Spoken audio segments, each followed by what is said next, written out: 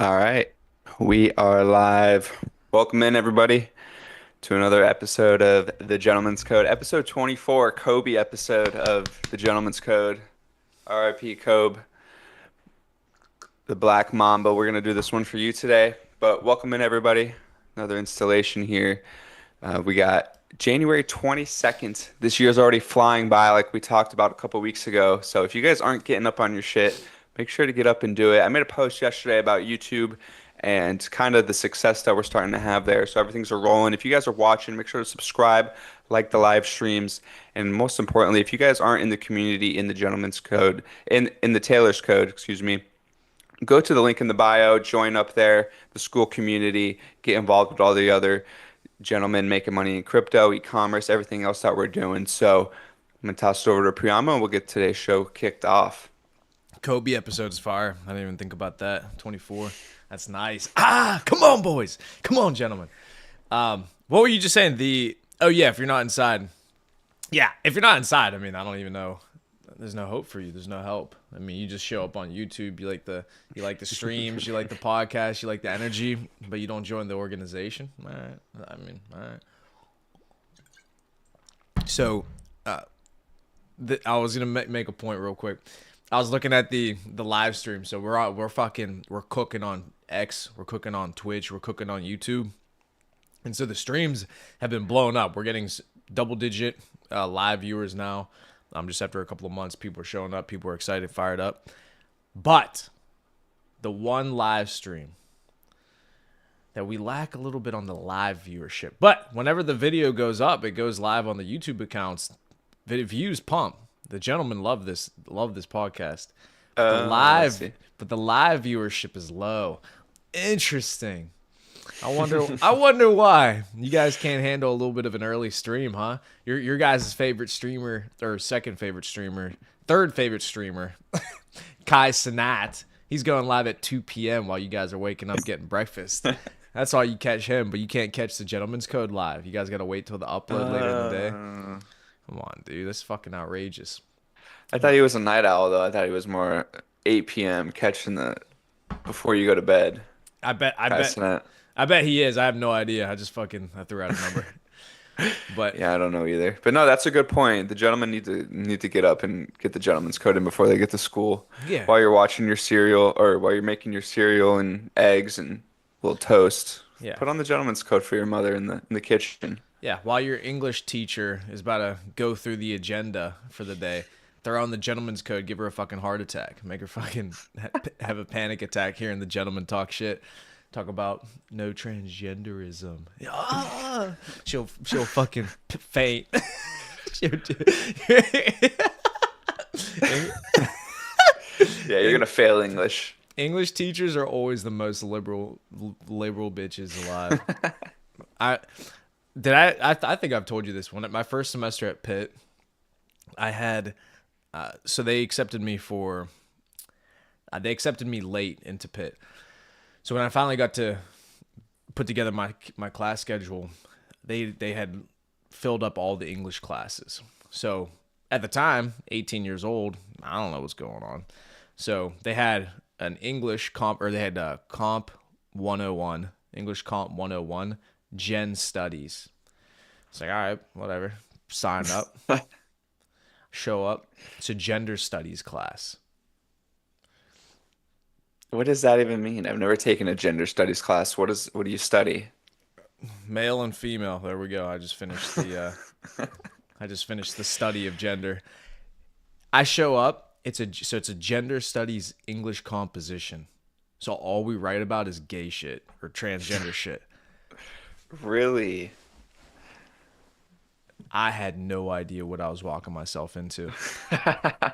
And this is how and anyways, but my point is the English teacher is always the most liberal people alive. Incredibly, it's just the shit that she was saying looking back on it in the classroom. It was insane that they would teach this at a university. And I'm not kidding. This is how I know I was a hero. I was the only kid in the entire class, probably about 30, 40 people in this class. Only person in the entire class who ever gave her any pushback on anything she said.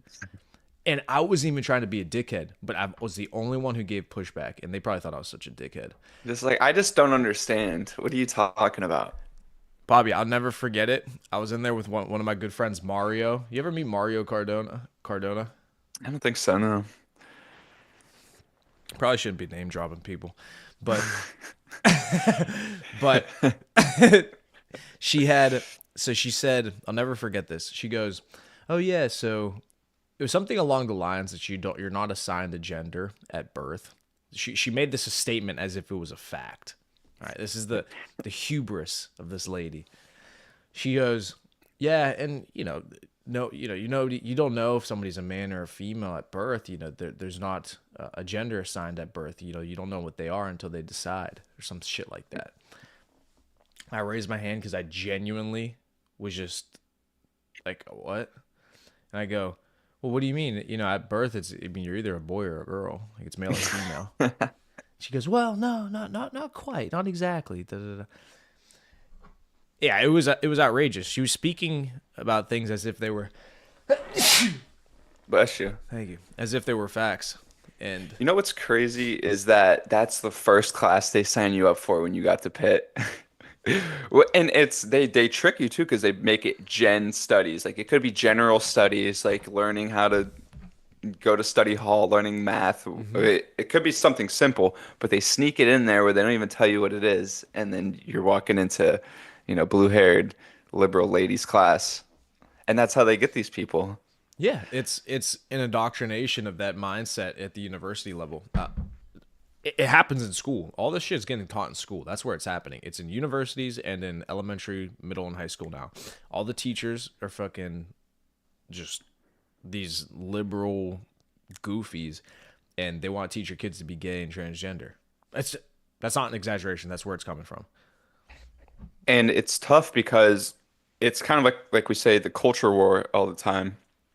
But the conservatives don't have really a say in that sector because that's not the jobs or industries they work in. They work in construction, they work in plumbing, electrician, other jobs that require you to be out in the field all day, every day. So they're not teaching those positions in school where they have the access to these young kids to teach them different things. It's the other side. So when you say the indoctrination, that's what it is. It's like their side is teaching the youth, and the other side doesn't really have a say anymore, besides the president now. But that's how it Pompino. was. How about Pompino's? What did you think of the inaugural? What's it called? The commencement address. Yeah, is that the one that he did inside the Capitol? Yeah, that Cor- one was good. Correct. Yeah. Yeah, so it was good. He touched on that, and that's what I liked about it. He didn't bring up anything new. Once he got in office, he was going to do this differently. No, his commencement address was everything he said he was going to do from back last year. And what we said, I guess one of the things he did was two genders, sign that with an executive order. So something that we're talking about, no more of this indoctrination of whatever fairy tale land people are living in. Other stuff, I think signed in the Gulf of America, which we talked about. So that's official. I'm gonna go hit the Gulf of America when the weather gets nice. Oh Be yeah. one of the first ones to put my toes in it. Um,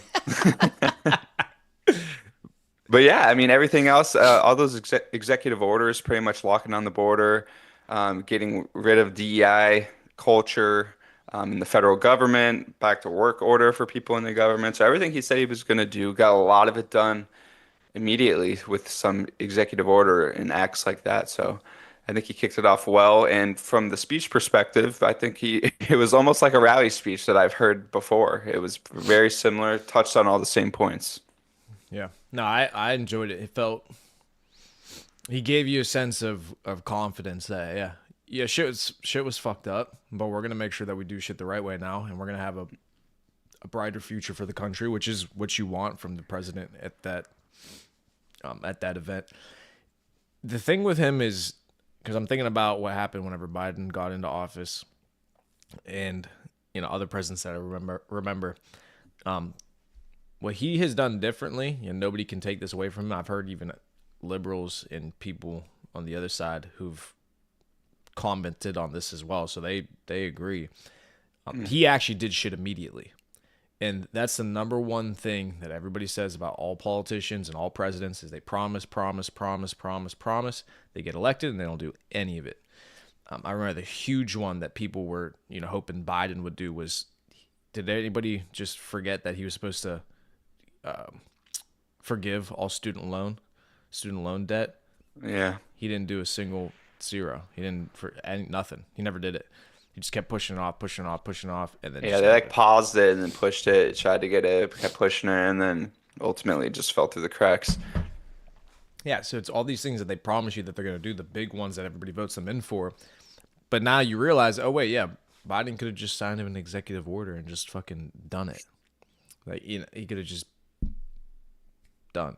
But he did it. But Trump, he gets in there, he goes to the Capital One Arena, and then he goes into the Oval Office later that evening, and he's live the whole time, fucking signing shit, telling you exactly what he's signing, why he's signing it, commenting. He has complete transparency. He's not trying to That's what I love. it's like you can't fault that.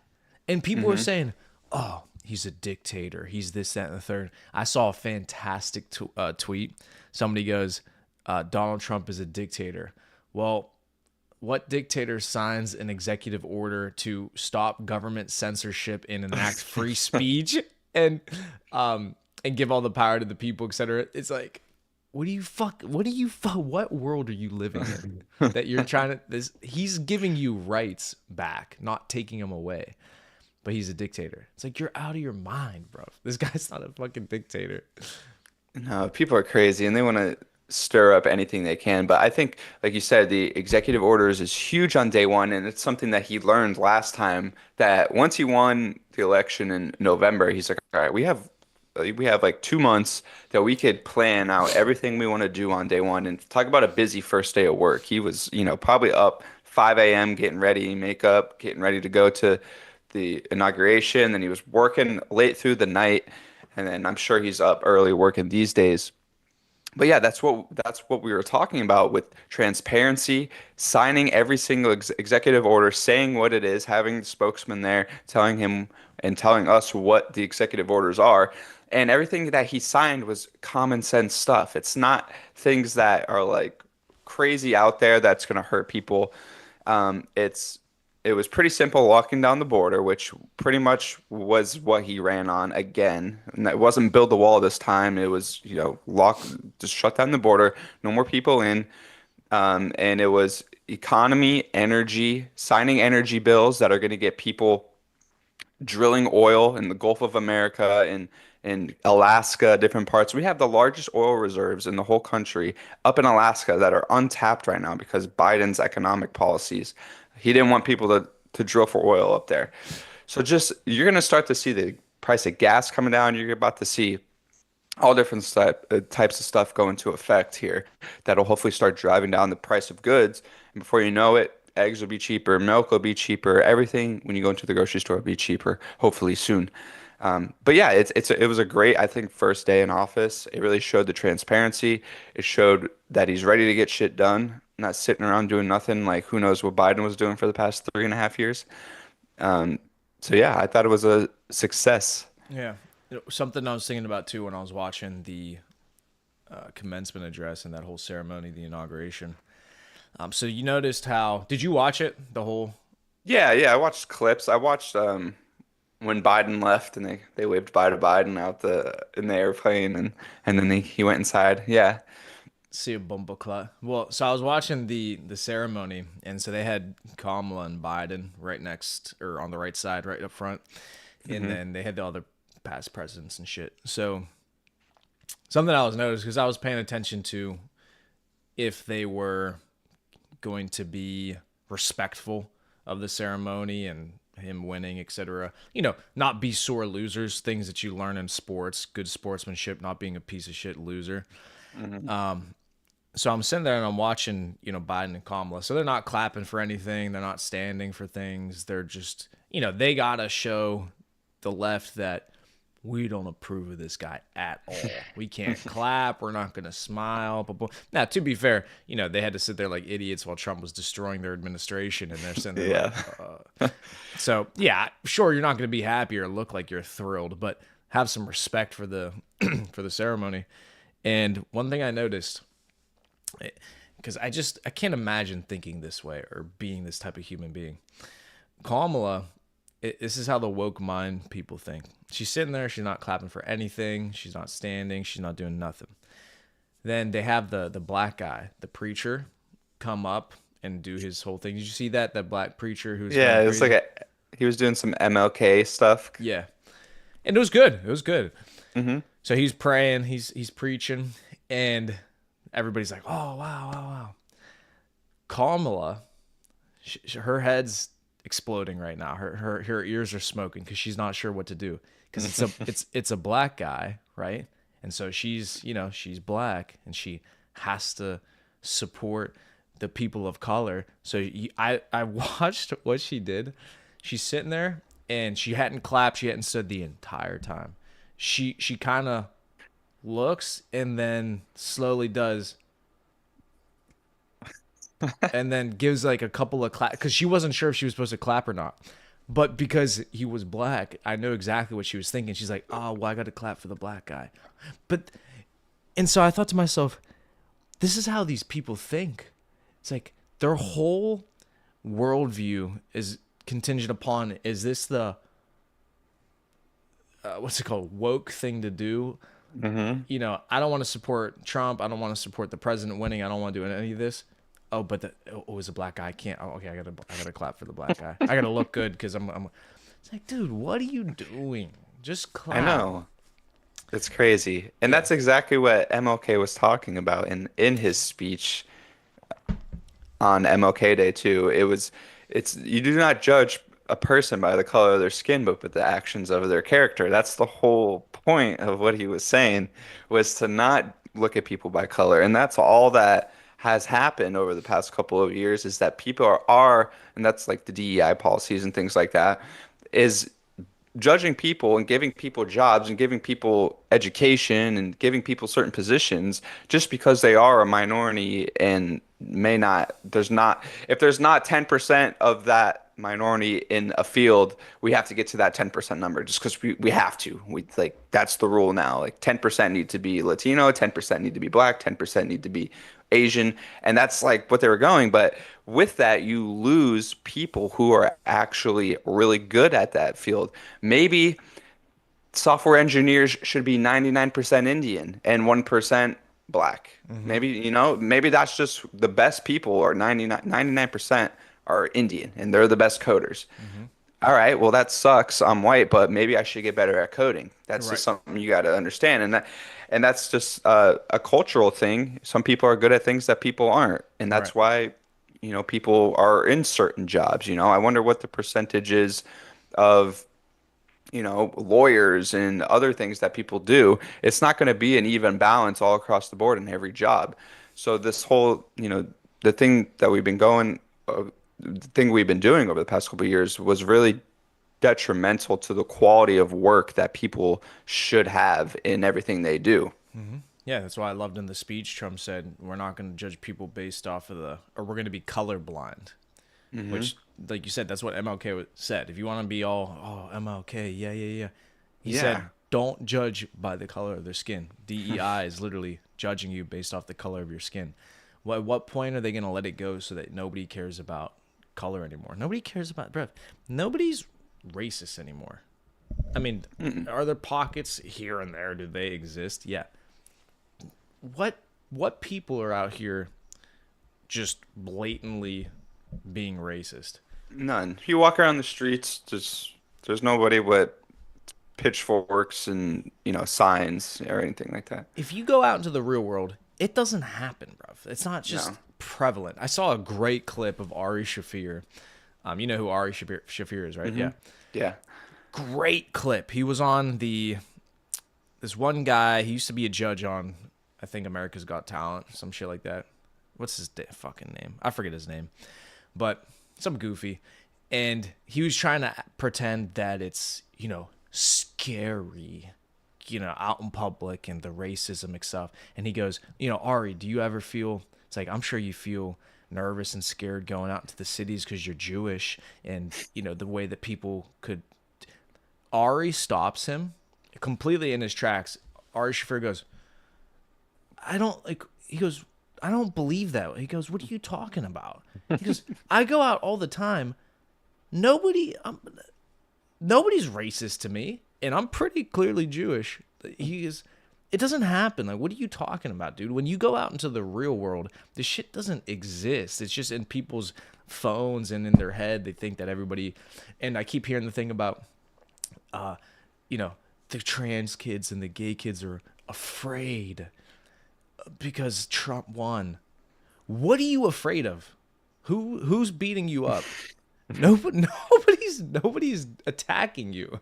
Yeah, who said that? The pastor on the was that yesterday where they Yeah, had they went to like some ceremony Disgusting. and I don't know who the she fuck said, that lady is. They should get her out the fuck out of the church.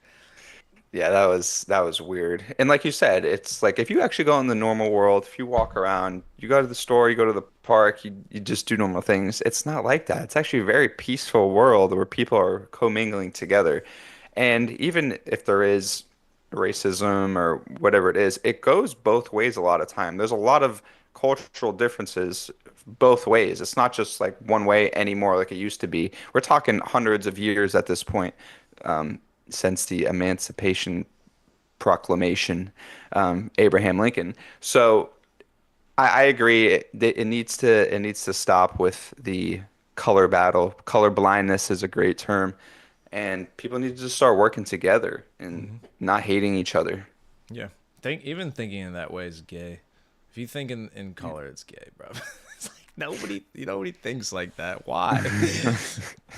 Cash Patel said a good thing too. He goes, I didn't get here because of the color of my skin. I got here based off of, effectively the merit of his work, like the hard work that he did.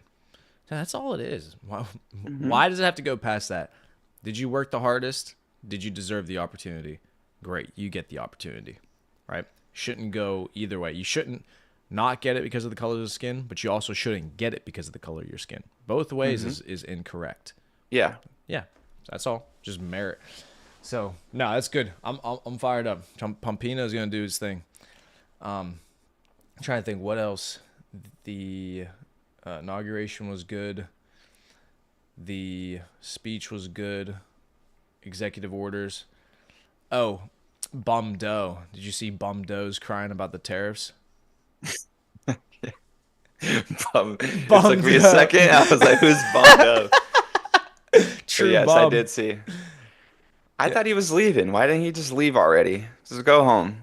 That's what I thought too. I thought he resigned. I'm like, why is this dude talking about tariffs? I thought Bum Do was out of there. They're about to get tariffed into fucking oblivion if they don't shut up. Bro, Trump called him. Trump called him governor again. Governor Trudeau. Because Canada's is gonna become a state. That's incredible. That's the fucking funniest shit. Governor. Oh, Governor Trudeau. It's even funnier now that he's president and he's like, yeah, the Governor Trudeau. No respect for the president title. Yeah, For the no prime respect minister for title. Canada. Fuck Canada. You're the 51st state of the United States. So That's a good point. I wonder how quick those type of deals, we heard about Greenland, we heard about Canada, maybe I don't know, Canada's gonna be a lot tougher than Greenland per se, but I wonder how quick a deal like that could get done with Greenland and if it's even possible, monetarily with the United States, the budget, obviously they cut a lot of spending the first day in different departments, releasing people. Doge is getting to work now. But also, I heard an interesting theory, and let me know if you heard this, that with the release of Trump on Solana, for people that know that are in the community, where the market cap is and where they think the market cap could go, upwards of 20 billion, 30 billion maybe, and they're saying since Trump holds such large percent of the supply, that insiders hold still like 80% of the supply there, that Trump could just cut a piece of his supply and use that to buy this, pay off debt. So what are your thoughts on Trump possibly dumping 50% of Trump coin to buy Greenland? well, I no longer hold it, so I'm for it. Pumpina, rug pull it, and go buy Greenland. and then launch another coin. Yeah, he could, because in supply, the value of his supply is there. I mean, at this point, we could check, but it's like 20 to 30 billion plus. Now, obviously, once he starts dumping the value, he's not going to end up getting that much out of it because he'll tank the price of the coin.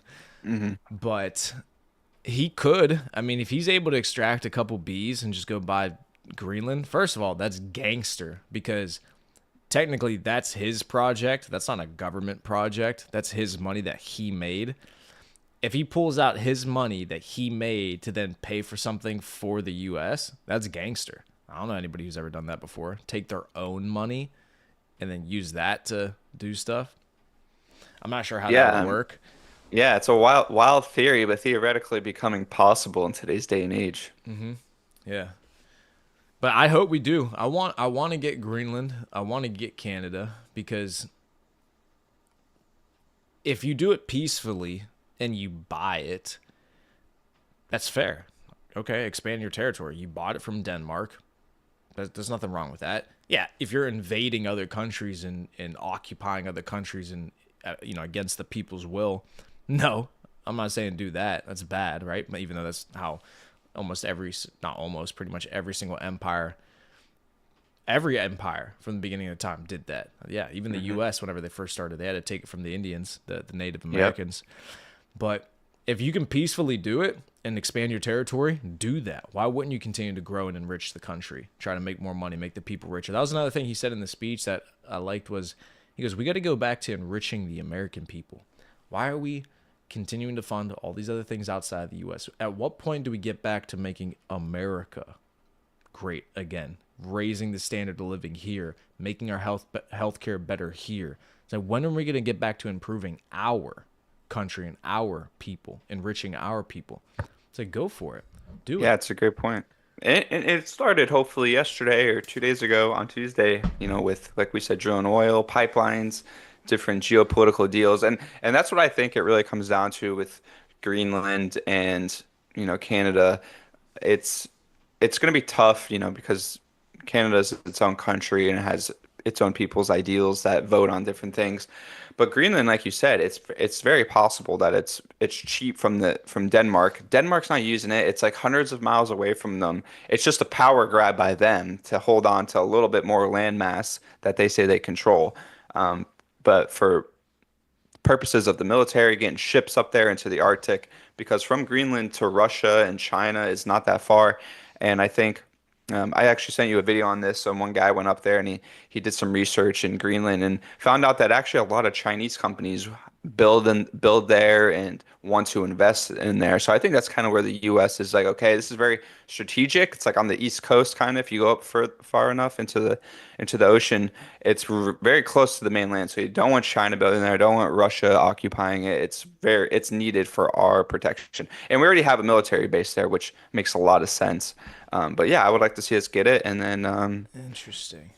That's actually extract the military. that's a good point because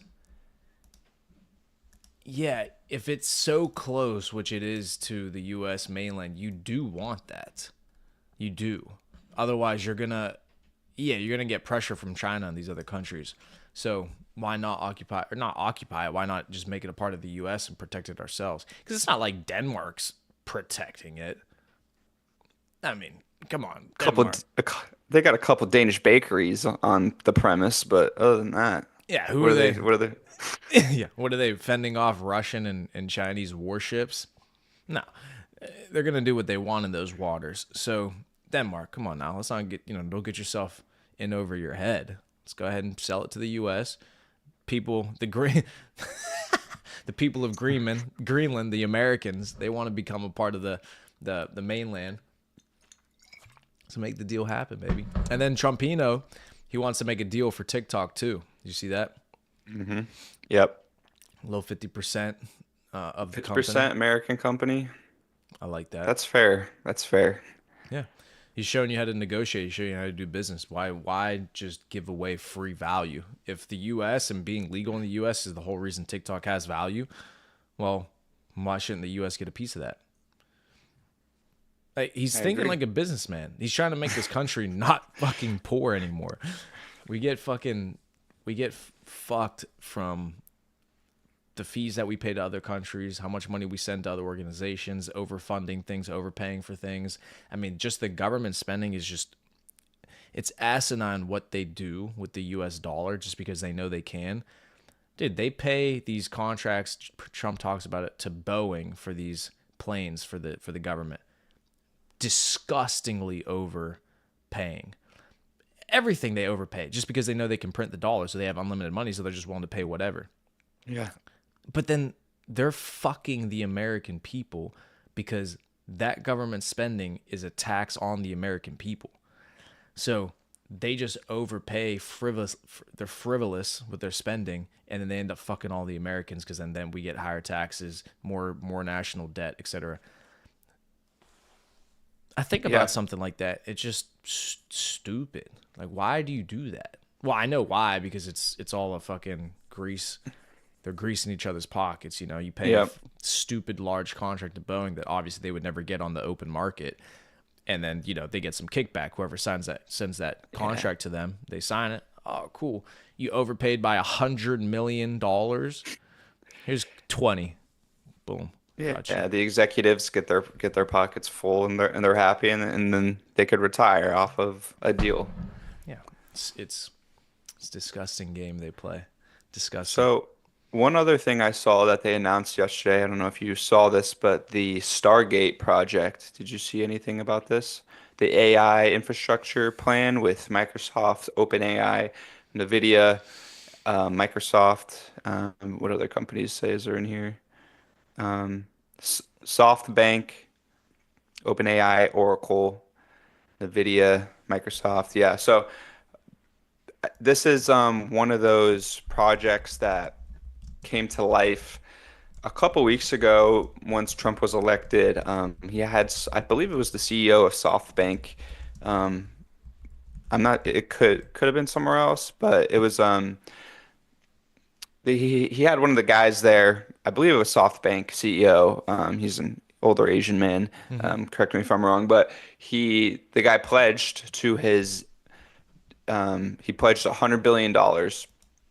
And Trump was like, great. And that's when he talked about, how about you make it 200 billion? Um, and from there, I guess they were able to get other companies on board of this fund that they wanted to start, this AI infrastructure to be able to build these new grids and to be able to build AI warehouses, farms, pretty much to servers to be able to run all this power we're going to need. So all these other companies jumped on, and now the fund is $500 billion dollars for this project called Stargate, releasing 100 billion immediately as of yesterday.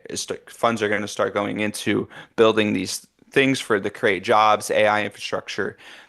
They said it's going to create over 200,000 jobs for the American people, just building construction wise and then running these server farms. So a big project to keep America in front on the AI innovation front. Obviously, I think this kind of is going to leak into crypto. Once you have these big server farms run by these big companies and things will start to kind of feed off of each other per se. You know, you're going to need all this energy. You're going to need computing power. You're going to need servers and stuff to run this stuff. So I think that was a pretty good project that I saw that they're already starting on. And we'll see what happens. I think it's based out of Texas, so it seems like they're going to be building a lot of these server farms and these buildings in Texas. Yeah, that's huge. And it's smart that he's doing that because otherwise, I was just talking about this with my father. It's competition because if we don't do it, other countries are going to do it and then we're going to fall behind and we're going to lose the race and then become just victim to whatever they want to happen. Hmm.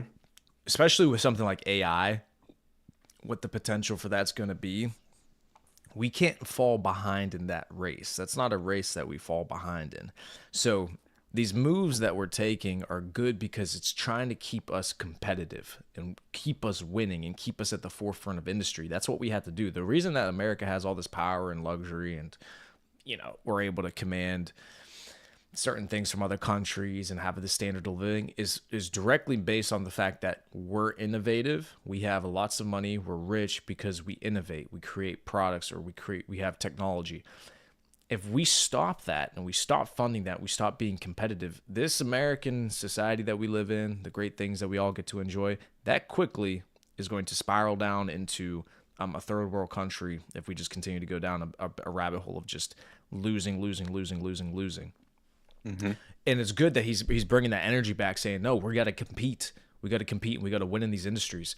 Spend the money, innovate, make sure it happens here. Same thing he's doing with crypto. He said, spend the money, innovate, regulate it, make sure that it's happening here. Because why not? If everybody's going to use it anyways, and it's clearly a revolutionary technology, why not be the best here? Why not? And that's what was so mind-boggling to me and people our generation of the last administration, Yeah. that they wanted to ship everything overseas. Everything else, like let other countries do everything. Let them drill for oil. Let them build all this infrastructure. Let them do this, Ukraine this, Israel that. But import everyone from their countries here as immigrants. It was just so mind-boggling. It just didn't make sense. It was so like ass backwards. Like I could see if there's immigrants coming over the border and we're building skyscrapers everywhere in Kansas City and LA, and we need all these workers because we can't do nothing, and it's a work shortage. But it was the complete opposite. Like we weren't doing anything. Everything else was shipping, like countries were or companies were leaving, going to other countries, but we're still it was just mind-boggling, and I'm so happy to be past that point. But like you said, yeah, we need to be innovators, and I think that's what we're going to start bringing back these jobs and these creative ideas that we could do here before other people get the chance on it, like China and some other countries that are really smart, are also very innovative. But that's the competition. Yeah, winning matters. People gotta. It's this fairy tale land people want to live in, that we're in this bubble in the United States, and that all that matters is what my pronouns are and my feelings and what we should do and being nice to this person and being nice. That world is not, it's not the real world. There are other countries out there that are competing, that are trying to take over our country, that are trying to enslave other people, that are trying to defeat us in the economic game, in the world power struggle. This is what other countries are doing. So we can't just get into this routine of just not worrying about innovating and creating new things and just thinking that we're going to be rich and powerful for forever. Every empire has fallen at some point. Why? They got complacent. They got too rich and too lazy. They didn't defend their borders anymore. They just allowed people to flood into their country, which is interesting. What were we just doing the last 4 years? Let them in, let them in, let them in. That's how the Roman Empire started falling. It got to the point where they got so big and so comfortable, Spread out. Yep. All they over Europe. they couldn't defend their borders. So invasion of illegals, right? They couldn't defend their borders, and they got lazy. They got complacent because life was too fantastic for them. So they no longer wanted to train. They no longer wanted to have an army. They no longer wanted to. They weren't hungry anymore. It happens to people just in normal business and success. Whenever they start making a couple of dollars, that they feel like, oh, this is good money. They get complacent. They stop doing the things that got them to where they got to, and then it's over. They fucking spiral right back down, and they lose all the success that they've had. So it's the same thing with the nation. You can't stop doing the things that made you so great. Trump was saying it about being ambitious. He's we got to be ambitious. We're the most ambitious that we've ever been. We have to stay ambitious. We have to stay hungry to continue to compete and continue to win. We went to the moon in the 60s. Why haven't we gone to Mars yet? We went to the moon in the 60s. Why haven't we gone to Mars yet? So, all right, Musk, let's fucking go, baby. Let's get to Mars. Like, continue to push the boundary. Let's be the first to Mars. Fuck everybody else. Let's be the first. So, I like that. I like that winning attitude, that winning mindset. I feel that they're gonna do that these 4 years. We're gonna win. Yeah, we have so much to be excited about these next 4 years. Even, just putting America back on the main stage. I'm pretty sure we're hosting the World Cup in 2025 all across America, which is going to be electric. Nice. Hosting the Olympics in 2026. Um, so much, to be excited about. America patriotism is back. And I think it's going to be, yeah, I mean, the Olympics is going to be sweet. That's going to be, I believe it's in LA, the LA Olympics. Hmm. Or, or I don't know how they do that. If it's going to be all over different cities or where exactly. But I know it was in LA in the past. I don't know if they're going to do it again. But that's going to be like just winning. You know, that's the attitude you got to have. Right. As things come up, people are going to put you down. People are going to try to compete as hard as possible. So you have to compete right back. And that's where we're at in this point of time in the history books. People are going to remember this election and what it did to instill some drive into the nation. And who knows what happens from here? We'll Hmm. see. I just looked it up. Yeah, you're right. LA. It's in Summer Olympics 2028. Oh, LA. 2028. Yeah. Interesting. I had no idea they were doing it in LA. Well, they better fix that fucking city and that state before that shit happens, so we have something that we can be proud to show to the world as opposed to a fucking burning city. So, anyways, yeah, nah, it's gonna be good, Harry. Now we just got to get the bullish crypto legislation. Once we get that through, we'll see crypto moving higher. So that's exciting to see. Exciting to see some of the pardons that Trump gave, and then some of the pardons that Biden gave. Oh, interesting. Sus. Yeah, Fauci. that's the first one I thought of. Fauci goes, "Oh, thank you for the pardon, but I didn't do anything wrong." Oh, then why did he pardon you? Oh, well, and he doesn't have to accept the pardon. You could just say no, don't accept the pardon, keep it. If he's not guilty, right? Yeah, he's not going to do that. He's No, he's not taking gonna it. do that. He's taking the pardon, and then Biden pardons his entire family too. Trump didn't do that. No. Trump said that. He said that when Biden had done that, he goes, "I could have pardoned my entire family when I left office the first time," and this is exactly what he said. It's the same point. He goes, "But if I would have done that, we would have looked guilty of something. So Hmm. I didn't." He didn't. He didn't. Biden leaves, pardons his whole family. Oh, so now he's setting a bad precedent. Oh, let me just pardon my entire family so we can do illegal fucking stuff for as long as we'd like to and then pardon ourselves. Yeah, it's not a good look, honestly. And he pardoned like the whole family too, like his granddaughter. And I think it kind of was a trickle down effect from whatever shady business dealings him and Hunter were doing in Ukraine. And they got a couple bucks, they got a couple bucks. Who knows what it could be? But yeah, definitely shady, sus, not a good look. No, it's a terrible precedent. So now it looks like an admission of guilt. Now it gives people the opportunity to say, "Oh well, Biden pardoned his whole family. Let me pardon my whole family," and then it gives you free reign to just do whatever the fuck you want before you get out of office. It's not good. It's not a good precedent. So yeah, if you had done nothing illegal, why are you looking for a pardon, Mr. Fauci? Huh? Mr. Fauci, Fugaz. Mr. Fauci, he's gonna go down one as the all-time villains, super villains. It's insane what they got away with. Just the group fear that they were able to create during COVID was Hmm. incredible. That's why they were Yep. able to get everybody to move that way. Yeah, it's that group think. They were able to paralyze the world with fear, and then they were able to administer the vaccines and this Yeah. shutdowns and lock up everybody inside. You look It back was a, on it it. was a yeah, it was a combination of big media scaring people in the news, big medicine pushing the vaccines, your own people's own jobs, telling them they can't come to work unless they get the vaccine.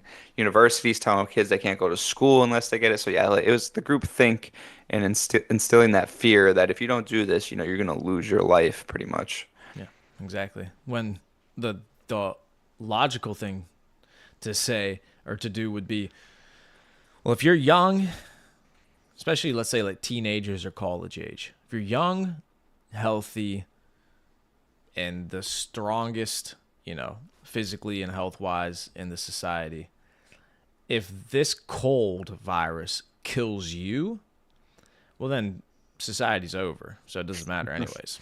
Yeah. Because then everybody's dying, right? If COVID would have killed people like you and me, Bobby, at that time back in 2020, it's Yeah, over. right? World's over. But people don't think that way.